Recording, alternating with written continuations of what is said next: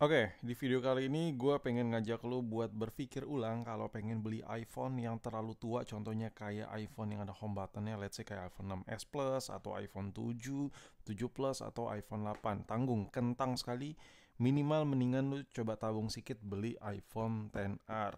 Bang, kenapa lu nyaraninnya XR bang? Ini kan XR udah tua banget, udah lumayan tuir lah. Jadi gini, gue nyaranin ini buat kalian yang marketnya, pangsa pasarnya ada kepikiran buat beli iPhone 7, iPhone 8. Kenapa? Kenapa 10R? Jawabannya simple. Ya daripada iPhone yang terlalu jadul, ya mendingan iPhone yang gak jadul-jadul amat. Contohnya kayak iPhone 10R yang satu ini.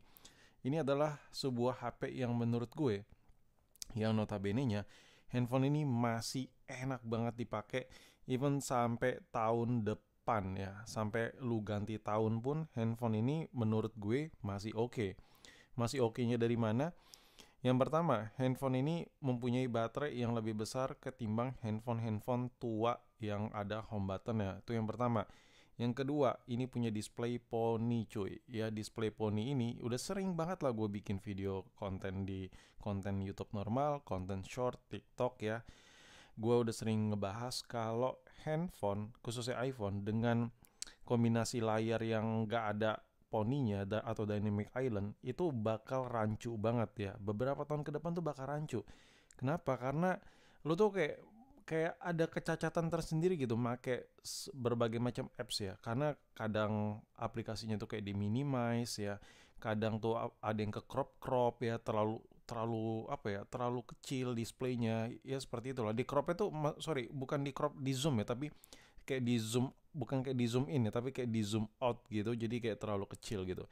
Karena ya pohon ini developer app tuh males ngembangin appsnya ya, ngekompatibelin seperfect mungkin dengan iOS yang belum ada poninya. Jadi minimal poni ya, minimal poni. Sekarang aja sebenarnya apps itu udah fokusnya ke Dynamic Island kan, fitur-fitur tambahan ya, notifikasi via sistem Dynamic Island ya, ya kan.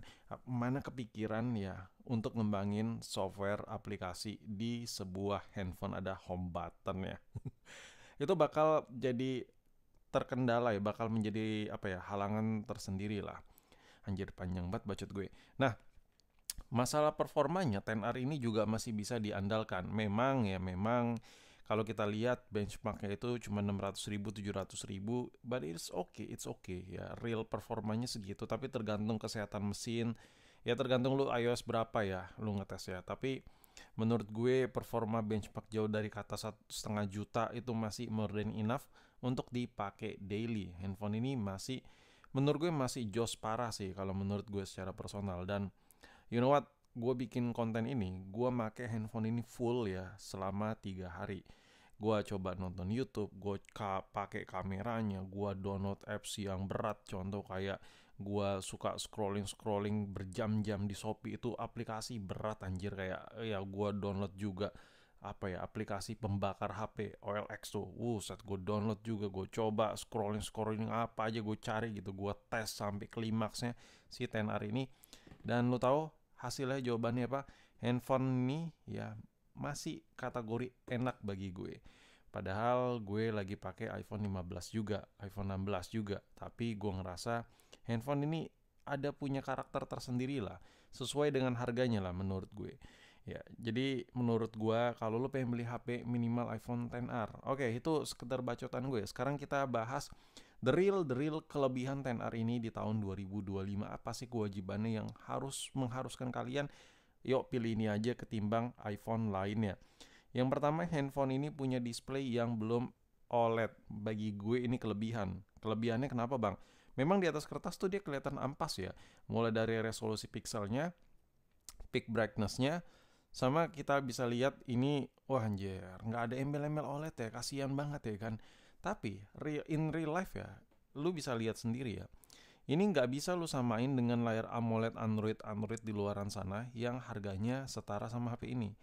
Itu kayak gimana ya? Brightness-nya sama tuningan warnanya tuh berkelas sekali. Kayak handphonenya kayak hidup banget gitu displaynya.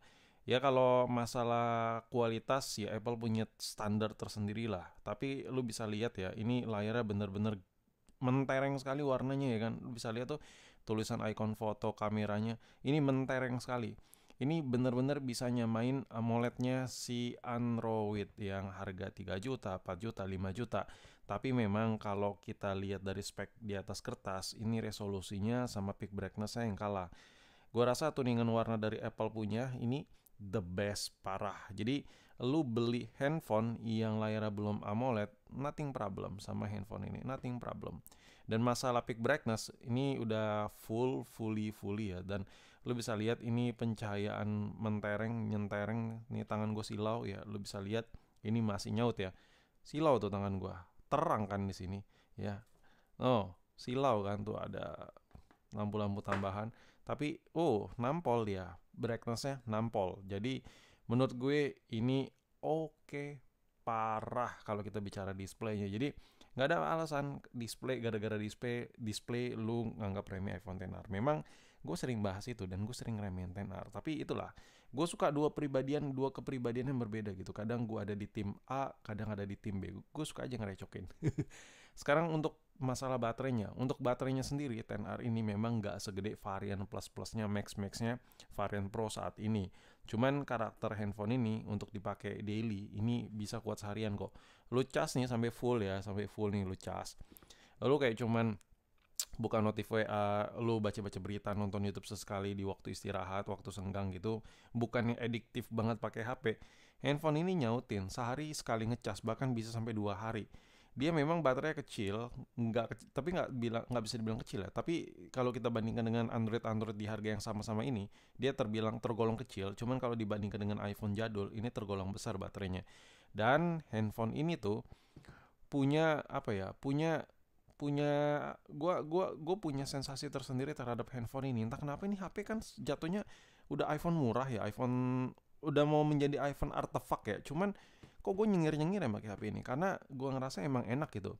Untuk baterai health-nya gimana bang? Baterai health sebuah XR menurut gue, kalau kita coba ke baterai, gak ada masalah sih baterai. Ini gue kasih lihat ya, baterai di handphone ini gue juga lupa nih baterai health-nya. Oh servis anjir, tapi enak awet. Baterai health-nya servis tapi awet gitu sama gue.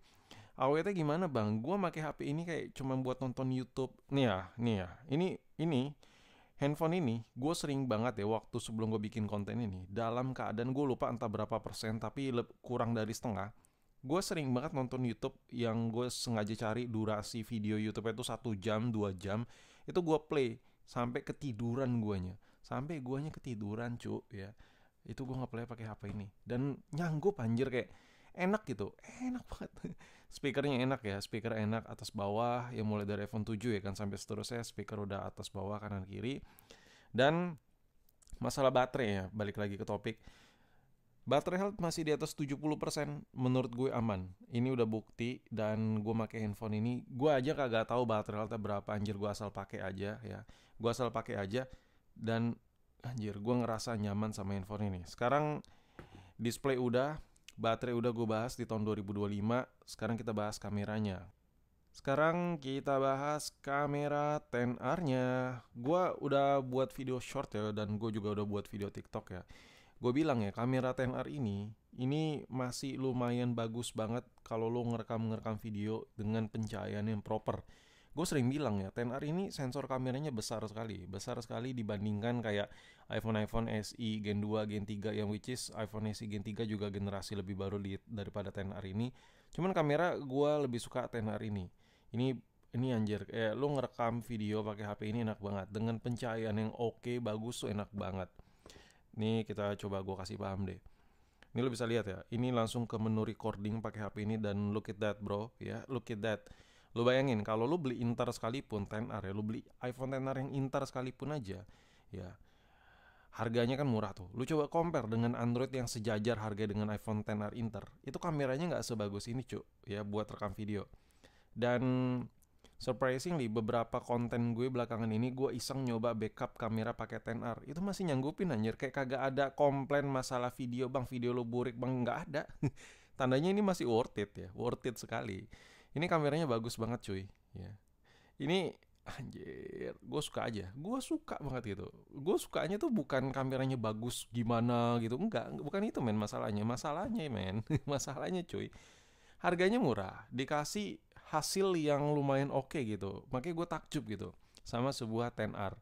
Tapi memang kalau lu memaksakannya maksimal sebuah HP, ini udah nggak masuk kategori tenar. Tenar ini udah bukan barang yang lu bisa paksa-paksa sesuai kehendak lu dan lu pengennya perfect gitu. Enggak, kayak lu bocahnya itu performa parah, bocahnya itu butuh yang kameranya perfect parah.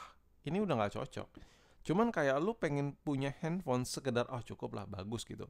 Buat kamera oke, bagus. Buat ngegame tipis-tipis ya oke lah masih nyanggupin. Nah kayak gitu-gitu nih masih bisa diandelin cuy.